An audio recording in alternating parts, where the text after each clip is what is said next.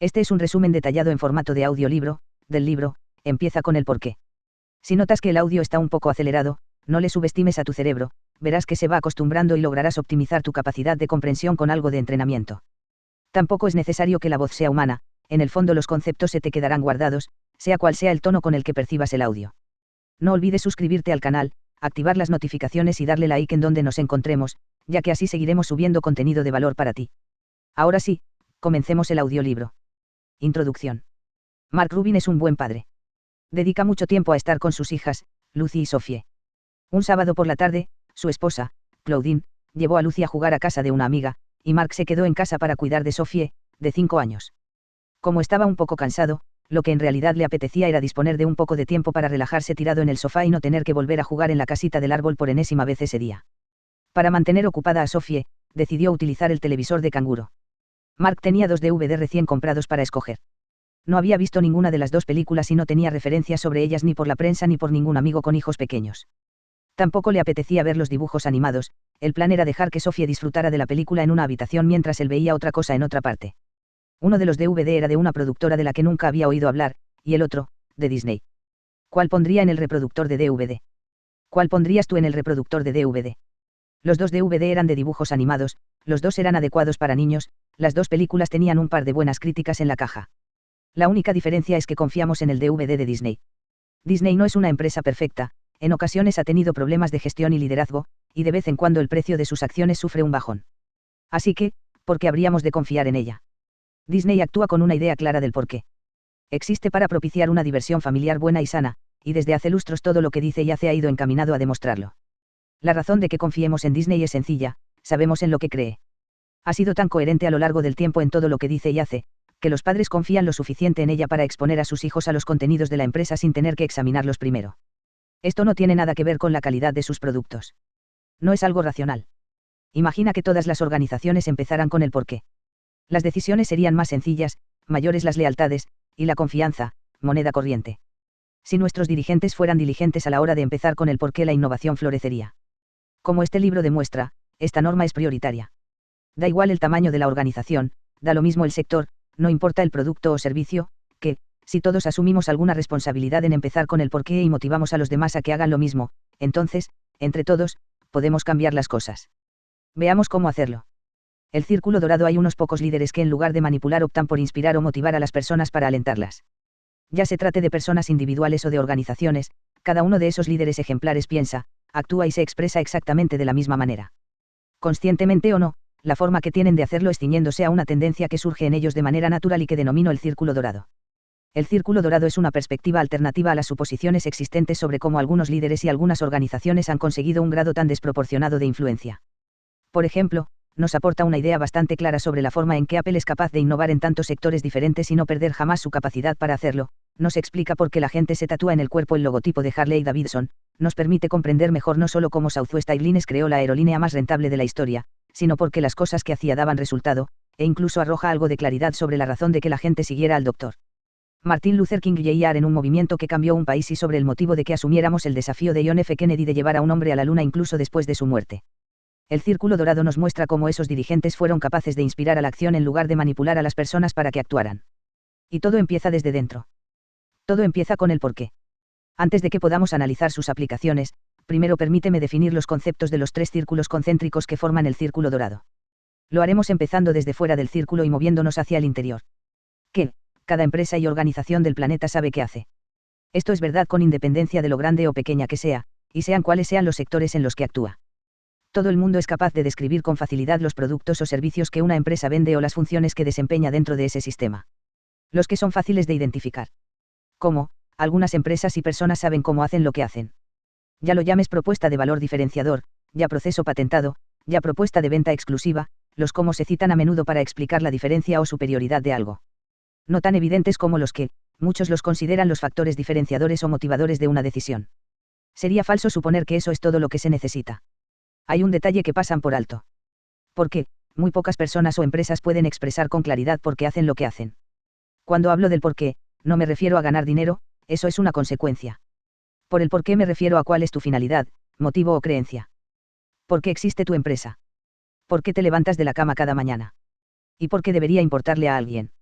Cuando la mayoría de las organizaciones o de las personas piensan, actúan o se expresan, lo hacen de fuera adentro, esto es, desde el qué hacia el por qué. Y no sin motivo, se mueven desde lo más claro hacia lo más confuso. Decimos qué hacemos, a veces decimos cómo lo hacemos, pero rara vez hablamos de por qué hacemos lo que hacemos.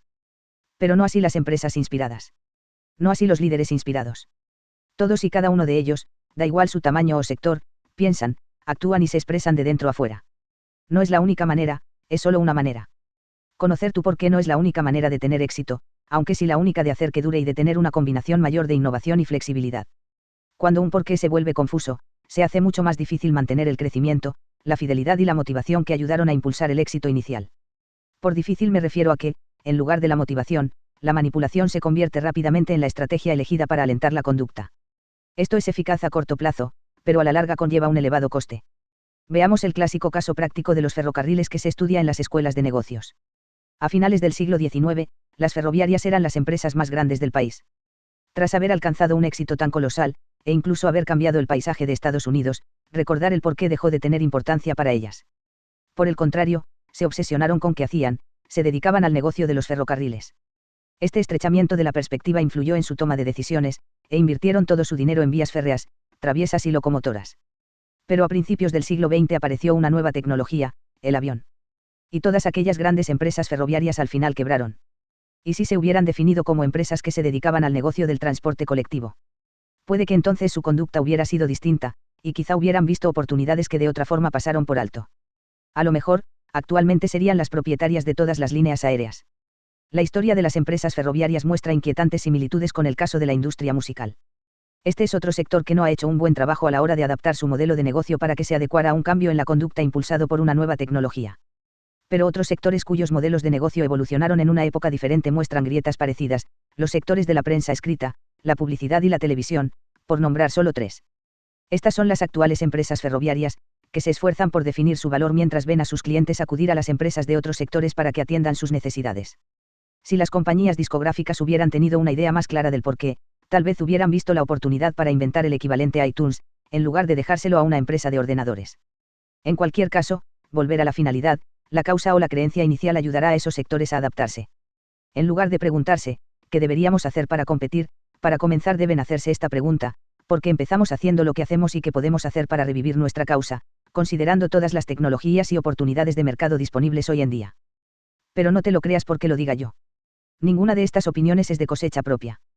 Todas están sólidamente cimentadas en los principios de la biología. Esto no es una opinión, es biología.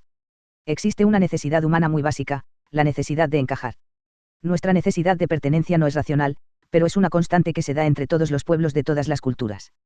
Es un sentimiento que adquirimos cuando los que nos rodean comparten nuestros valores y creencias. Cuando sentimos que formamos parte, nos sentimos conectados y a salvo. Como humanos, anhelamos ese sentimiento y lo buscamos. A veces, nuestro sentido de pertenencia es fortuito. No tenemos amigos en nuestra ciudad natal, pero, viajando, puede que conozcamos a alguien de nuestro pueblo y, al instante, sentimos que hay algo que nos relaciona con esa persona. Recuerdo un viaje que hice a Australia. Un día iba en un autobús y oí un acento estadounidense. Me di la vuelta y entablé conversación. De inmediato me sentí conectado con aquella gente, podíamos hablar el mismo idioma y comprender los mismos modismos. Como extranjero en una ciudad extraña, durante aquel breve instante tuve el sentimiento de pertenencia y, debido a eso, confié en aquellos extraños del autobús más que en cualquier otro pasajero. Nuestro deseo de sentir que pertenecemos a algo es tan poderoso que nos esforzaremos al máximo, haremos cosas irracionales y a menudo gastaremos dinero para conseguir esa sensación. Queremos estar rodeados de personas y organizaciones que sean como nosotros y que compartan nuestras creencias. Cuando las empresas hablan sobre lo que hacen y lo avanzados que son sus productos, puede que resulten atractivas, aunque no representan necesariamente algo a lo que queramos pertenecer. Pero cuando una empresa transmite con claridad su porqué, aquello en lo que cree, y nosotros creemos en lo que ella cree, entonces es posible que nos esforzaremos de manera extraordinaria por incluir esos productos o marcas en nuestras vidas. Y esto sucede no porque sean mejores, sino porque se convierten en fabricantes o símbolos de los valores y las creencias que tenemos en gran estima. Tales productos y marcas provocan ese sentido de pertenencia y que nos sintamos emparentados con los demás que compran las mismas cosas. Los clubes de admiradores fundados por clientes se crean a menudo sin la menor ayuda de la propia empresa. Estas personas crean comunidades, presencialmente o en la red, no solo para compartir con otros su pasión por un producto, sino para estar en compañía de personas como ellos. Sus decisiones no tienen nada que ver con la empresa ni sus productos, tienen mucho que ver con las propias personas. Nuestra necesidad natural de pertenencia también hace que se nos dé bien localizar las cosas que no encajan. Es algo que sentimos. Un pálpito, algo en lo más profundo de nosotros que no podemos traducir a palabras, nos permite sentir cómo algunas cosas encajan y otras, simplemente, no. Lo que importa es lo que no puedes ver. Vuelve tu ropa blanca más blanca y los colores de tu ropa, más vivos, rezaba el anuncio televisivo del nuevo detergente. Esta fue durante muchos años la propuesta de valor del sector de los detergentes. Una afirmación absolutamente legítima. Era lo que los estudios de mercado revelaban acerca de los deseos de los clientes. Los datos eran verdad, pero la verdad de lo que la gente quería era otra. Los fabricantes de detergentes preguntaban a los consumidores qué era lo que querían de un detergente, y los consumidores decían que blancos más blancos y colores más vivos. Si te paras a pensar en ello, no tiene nada de notable descubrir que la gente deseara que al hacer la colada su detergente no solo le ayudara a conseguir que su ropa saliera limpia, sino muy limpia. Así que las marcas intentaron establecer la diferencia de cómo conseguían que los blancos salieran más blancos y la ropa de color más viva, tratando de convencer a los consumidores de que un aditivo era más efectivo que otro. Proteínas, decía una marca, intensificador del color, proclamaba otra. Ninguna preguntaba a los clientes por qué querían tener su ropa limpia. Esa pequeña perla de sabiduría no se puso de manifiesto hasta muchos años después, cuando un grupo de antropólogos contratados por una empresa de productos envasados divulgó que todos esos aditivos no impulsaban, de hecho, ninguna conducta. Según observaron, cuando la gente sacaba la colada de la secadora, nadie la ponía al trasluz para ver lo blanca que estaba ni la comparaba con otras prendas más nuevas para comprobar la intensidad de los colores. Lo primero que hacía la gente cuando sacaba su colada de la secadora era olerla. Este sí que fue un descubrimiento asombroso. Para la gente, sentir la limpieza era más importante que el hecho de que estuviera limpia. Ya se presuponía que todos los detergentes limpiaban la ropa, eso es lo que se supone que hace un detergente. Pero conseguir que la ropa oliera a fresco y a limpio era mucho más importante que las sutiles diferencias entre qué detergentes dejaban la ropa perceptiblemente más limpia. Que una falsa suposición convenza a un sector entero para que vaya por el camino equivocado no es exclusivo de los detergentes. Las empresas de telefonía móvil creían que la gente quería más opciones y botones, hasta que Apple lanzó su iPhone con menos opciones y únicamente un botón. Los fabricantes de automóviles alemanes estaban convencidos de que lo único que les importaba a sus compradores estadounidenses era su ingeniería, así que se quedaron atónitos y desconcertados cuando se enteraron de que tener una ingeniería fantástica no era suficiente. Uno a uno, los fabricantes de coches de lujo alemanes añadieron de mala gana sujetabasos a sus perfectos vehículos. Esa era una característica de suma importancia para los estadounidenses acostumbrados a ir y volver del trabajo en coche, pero que rara vez mencionaban los estudios sobre los factores que influían en las decisiones de compra. No estoy planteando, en absoluto, que los sujetabasos hagan que la gente sea fiel a BMW, lo único que planteo es que incluso para los compradores de coches con una mentalidad racional, en lo tocante a la toma de decisiones hay mucho más de lo que se ve a simple vista. Literalmente. El poder del sistema límbico es asombroso. No solo controla nuestras decisiones viscerales, sino que puede influirnos para que hagamos cosas que se antojan ilógicas o irracionales. Dejar la seguridad del hogar para explorar lugares lejanos, atravesar océanos para verlo ahí en la otra orilla, dejar un trabajo estable para fundar una empresa en el sótano de tu casa sin tener dinero en el banco. Muchos estudiamos estas decisiones y decimos, menuda estupidez, estás loco. Podrías perderlo todo. Podrías morir. ¿En qué estás pensando? No es la lógica ni los hechos, sino las esperanzas y los sueños, nuestros corazones y nuestras tripas, los que nos impulsan a probar nuevas cosas. Es el porqué. Es apabullante la cantidad de estudios de mercado que ponen de manifiesto que las personas quieren hacer negocios con la empresa que les ofrece los productos de mejor calidad, con el máximo de prestaciones, el mejor servicio y todo al mejor precio. Pero piensa en las empresas que generan la mayor fidelidad, rara vez tienen todas esas cosas. Si quieres comprar una Harley Davidson personalizada, tienes que esperar 6 meses para que te la entreguen, en su honor, hay que decir que han reducido el plazo de un año. Eso es un servicio pésimo.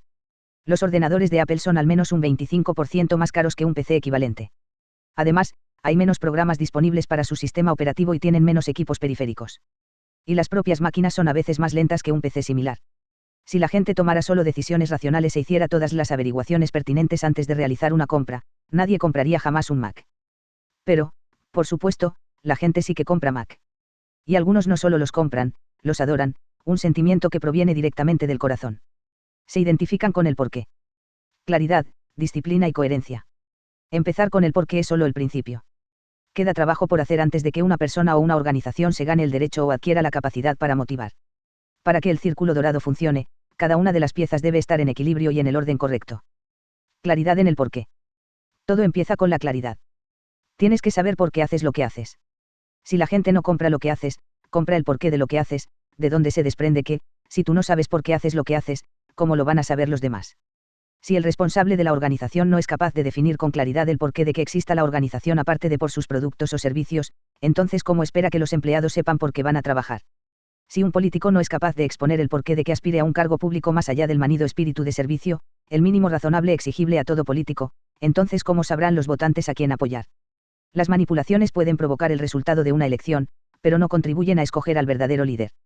El liderazgo requiere un seguimiento voluntario, necesita a aquellos que creen en algo mayor que un solo problema. Motivar empieza con la claridad en el porqué. Disciplina en el cómo. Una vez que sabes por qué haces lo que haces, la siguiente pregunta es cómo lo harás.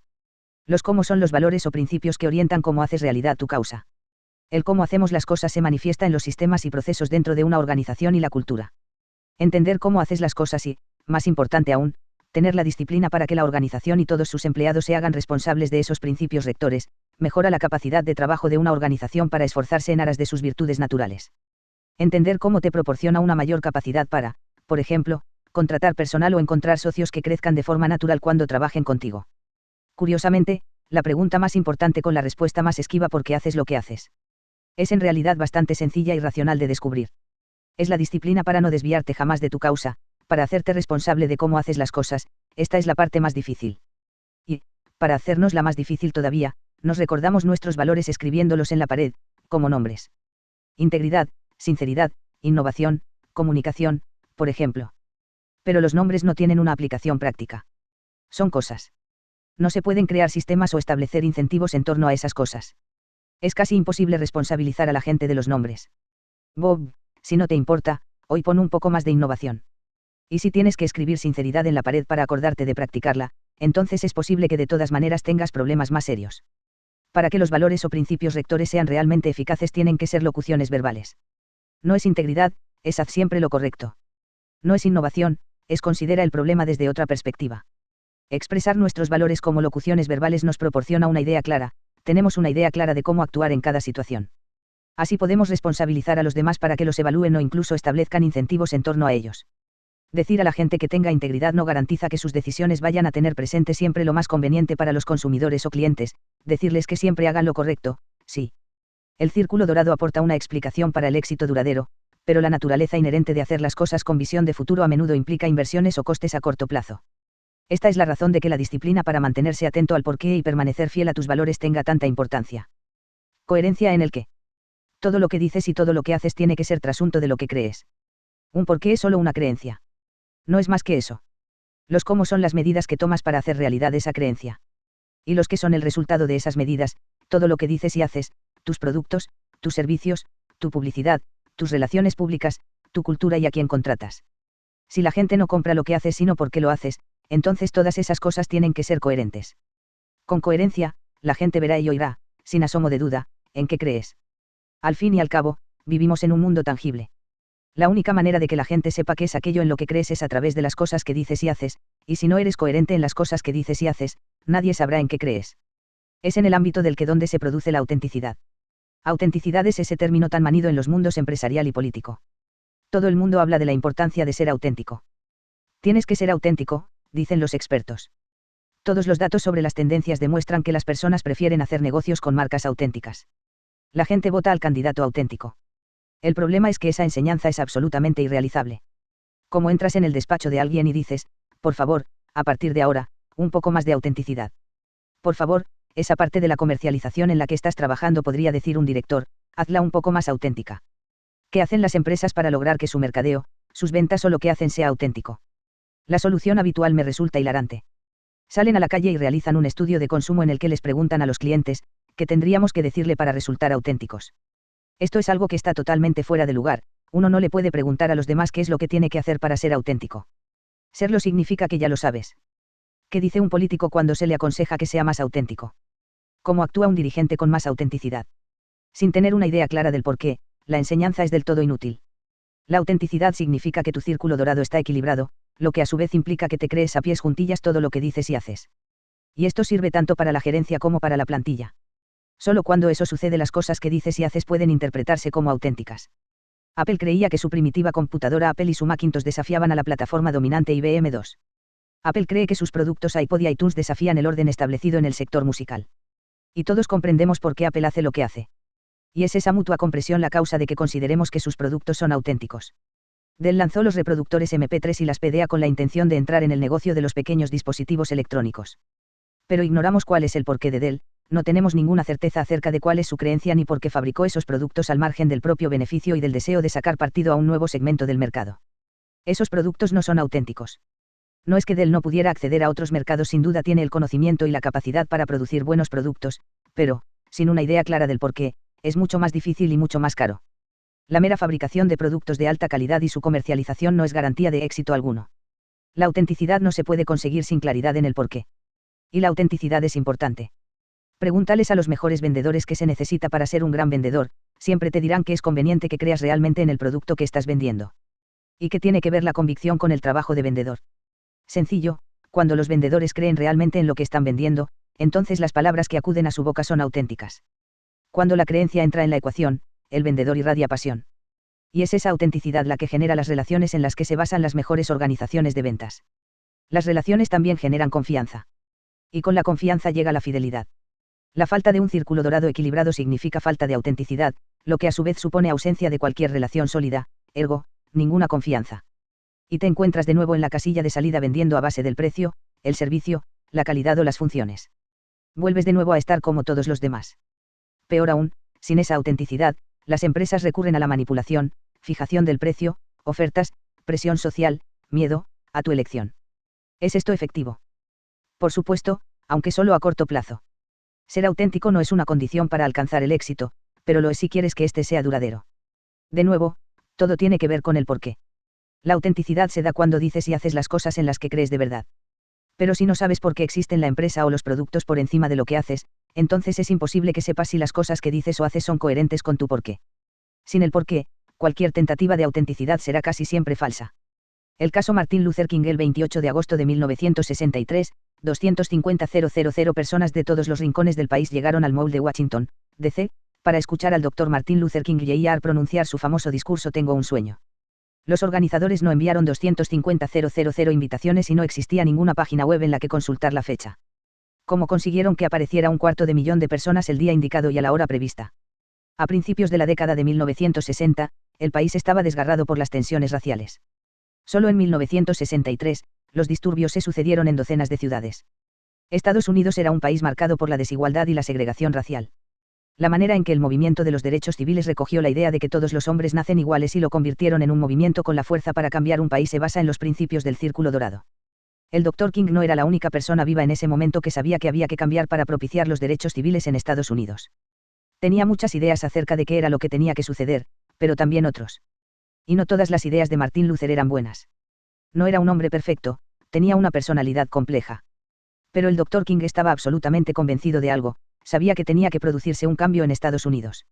Su claridad acerca del porqué, su sentido de la finalidad, le confirió la fuerza y la energía para proseguir con su lucha contra unas dificultades que a menudo se antojaban insuperables. Había más personas como él que compartían su visión de Estados Unidos, pero muchos se rindieron después de innumerables derrotas. La derrota es dolorosa. Y la capacidad para continuar dando la cara, un día tras otro, exige algo más que el mero conocimiento de las leyes que hay que promulgar. Para que los derechos civiles arraigaran realmente en el país, sus organizadores tenían que reunir a todo el mundo. Puede que fueran capaces de aprobar las leyes, pero necesitaban algo más que eso, tenían que cambiar a un país.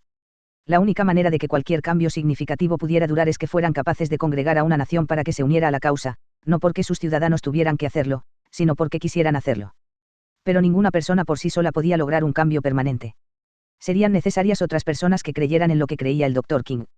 Los detalles de cómo conseguir los derechos civiles o qué era lo que había que hacer eran discutibles, y los distintos grupos probaron estrategias diferentes. Algunos emplearon la violencia, otros la pacificación. Independientemente de qué y cómo se estuviera haciendo, había una cosa que todos tenían en común, porque lo estaban haciendo. No fue solo la imperturbable convicción de Martin Luther King lo que fue capaz de despertar a una población, sino su capacidad para expresar con palabras su porqué. El Dr. King tenía un don, hablaba de aquello en lo que creía. Y sus palabras tenían la fuerza para motivar, creo. Hay dos clases de leyes, explicaba, las que son justas y las que son injustas. Una ley justa, aclaraba el Dr. King, es un código hecho por el hombre que concuerda con la ley moral. Cualquier ley que enaltezca la personalidad humana es justa. Cualquier ley que degrade la personalidad humana es injusta. Todas las disposiciones sobre la segregación son injustas, porque la segregación desnaturaliza el alma y lesiona la personalidad. Su creencia era mayor que el movimiento de los derechos civiles, tenía que ver con toda la humanidad y con cómo tratarse los unos a los otros. Como es natural, la creación de su porqué fue consecuencia del tiempo y del lugar en el que nació y del color de su piel, pero el movimiento por los derechos civiles fue la plataforma ideal para que diera vida a su porqué, a saber, su creencia en la igualdad. La gente le oía hablar de sus creencias, y sus palabras la conmovía en lo más profundo. Aquellos que creían en lo que él creía se sumaron a la causa y la hicieron suya. Y les hablaban a los demás de lo que creían. Y los que los escuchaban les hablaban a los demás de lo que creían. Y algunos se organizaron para conseguir que esa creencia fuera más eficaz.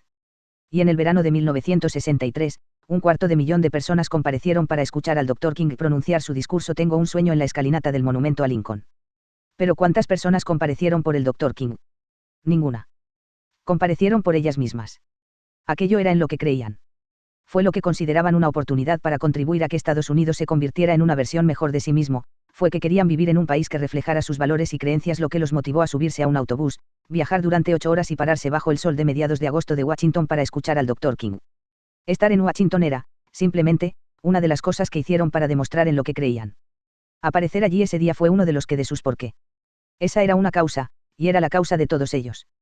El discurso mismo del Dr. King sirvió como recordatorio visceral de la creencia de todos los que estaban allí escuchando. Y ese discurso trataba de lo que él creía, no de cómo iban a lograrlo. Pronunció el discurso Tengo un sueño, no el discurso Tengo un plan. Se trataba de la declaración de un objetivo, no de un exhaustivo plan de 20 puntos para lograr la implantación de derechos civiles en Estados Unidos. El Dr. King proporcionó a Estados Unidos un lugar al que dirigirse, no un plan que seguir. El plan tenía su sitio, pero no era la escalinata del monumento a Lincoln. La manera del Dr. King de formular su creencia fue lo bastante impactante para congregar a aquellos que compartían tal creencia, aunque las desigualdades no les afectaran personalmente. Casi 1/4 de las personas que acudieron a la manifestación ese día eran blancas. No se trataba de creer en unos Estados Unidos negros, sino en unos Estados Unidos de todos. El Dr. King era el líder de una causa, la de todos aquellos que creían en lo que él creía, fuera cual fuese el color de su piel. No fueron los detalles de sus proyectos los que le hicieron ganarse el derecho al liderazgo, lo que la gente respetaba era aquello en lo que él creía y su capacidad para transmitirlo con claridad. En esencia, y al igual que todos los grandes líderes, Martin Luther King se convirtió en el símbolo de la creencia y llegó a encarnar la causa. Hasta el día de hoy seguimos levantando estatuas en su memoria para mantener viva y tangible esa creencia. Sus seguidores no lo eran por la idea que él tenía de transformar Estados Unidos, lo eran por la idea que tenían ellos de transformar Estados Unidos. La parte del cerebro que influye en nuestra conducta y nuestras decisiones no tiene capacidad para el lenguaje. Desde un punto de vista emocional, tenemos problemas para expresar con claridad la razón de hacer lo que hacemos y damos argumentos racionales que, aunque válidos y sinceros, no son lo bastante convincentes para motivar a los demás. Así que, al preguntársele por la razón de que compareciera ese día, la gente señalaba al Dr. King y decía simplemente, ¿por qué creo? Por encima de todo, lo que Martin Luther King Jr. nos aportó fue claridad, una manera de poder explicar lo que sentimos, nos proporcionó las palabras que nos motivaron, nos dio algo en lo que creer, algo que podíamos comunicar fácilmente a nuestros amigos. Todos los presentes en la explanada nacional ese día compartían una serie de valores y creencias. Y todos los que estuvieron allí ese día, fuera cual fuera su color de piel, su raza o su sexo, confiaban unos en otros. Y fue esa confianza, ese vínculo común, esa creencia compartida, los que alimentaron un movimiento que cambiaría un país. Creemos. Creemos. Creemos. Tengo un sueño, y él tiene el plan. El Dr. King dijo que tenía un sueño, y motivó a la gente para que lo hiciera suyo. Lo que Ralph Abernathy aportó al movimiento fue otra cosa, sabía lo que sería necesario para hacer realidad ese sueño, y enseñó a la gente cómo hacerlo. Proporcionó la estructura del sueño. El Dr. King hablaba de las implicaciones filosóficas del movimiento, mientras que Abernathy, otrora mentor y viejo amigo del Dr. King, secretario de Finanzas y tesorero de la Conferencia Sur del Liderazgo Cristiano, ayudó a la gente a comprender las medidas concretas que tenían que tomar. Ahora le decía Abernathy a la audiencia tras una emotiva alocución del Dr. King: dejadme que os explique qué significa eso para mañana por la mañana. El Dr. Martin Luther King Jr. era el líder, pero él solo no cambió los Estados Unidos. Aunque el Dr. King era la inspiración del movimiento, mover realmente a la gente requiere organización. Como ocurre con casi todos los grandes líderes, había otros en torno al Dr. King que sabían cómo hacer aquello mejor que él. Por cada gran líder, por cada uno del tipo porque, hay un motivador del tipo como o grupo de tipos como que toman la causa intangible y crean la infraestructura que puede hacer la realidad. Esa infraestructura es lo que realmente hace posible cualquier cambio o éxito cuantificable.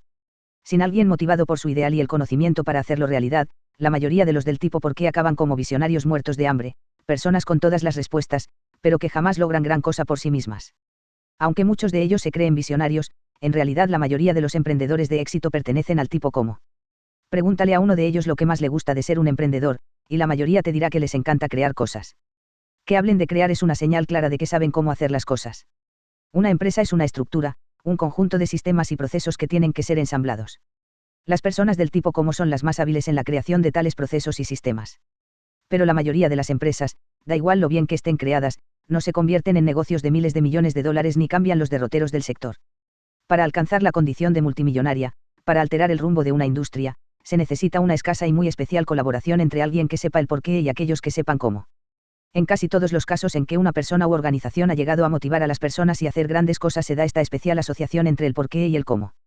Puede, por ejemplo, que Bill Gates haya sido el visionario que imaginó un mundo en que hubiera un ordenador personal encima de cada mesa, pero Paul Allen levantó la empresa. Herb Kelleher logró encarnar y predicar la causa de la libertad, pero fue Rowling King quien tuvo la idea de Southwest Airlines. Steve Jobs es el evangelista rebelde, pero Steve Wozniak es el ingeniero que hizo el trabajo de Apple. Jobs tuvo la visión, Woz, el producto. Es la asociación de una visión del futuro con el talento para hacerlo realidad lo que hace grande a una organización.